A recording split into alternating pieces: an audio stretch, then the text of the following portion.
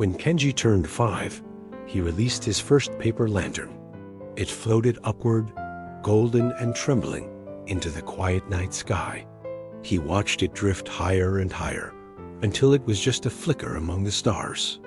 Inside was a note, a message from his mother. She wasn't there that night. She had passed away a month before his birthday. But she had planned ahead. Months before her final breath, knowing time was slipping, she began writing letters. One message for every birthday of her only son, Kenji, each sealed inside a paper lantern, filled with lessons, stories, and love.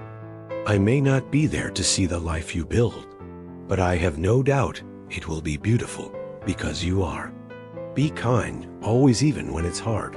Ask questions. Never be afraid of curiosity. It's how we grow.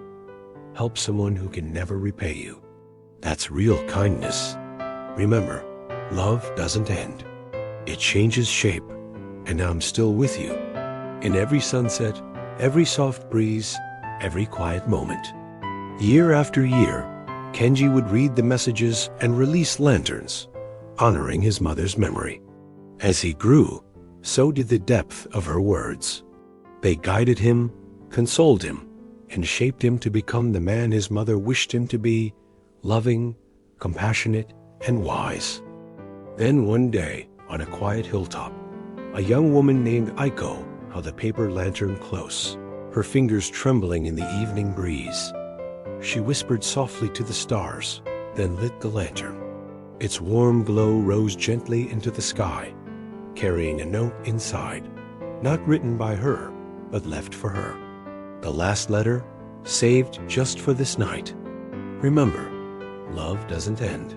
It changes shape, and I'm still with you in every sunset, every soft breeze, every quiet moment. It was her grandmother's final message, one her father, Kenji, had held on to for years, never releasing it into the sky because he knew one day it would be needed again. Only now it was not to comfort a grieving son, but to guide a grieving daughter. Aiko watched the lantern drift higher, a golden spark against the darkening sky. Tears traced down her cheeks, but they weren't only for her loss. They were for love, the kind that endures across lifetimes.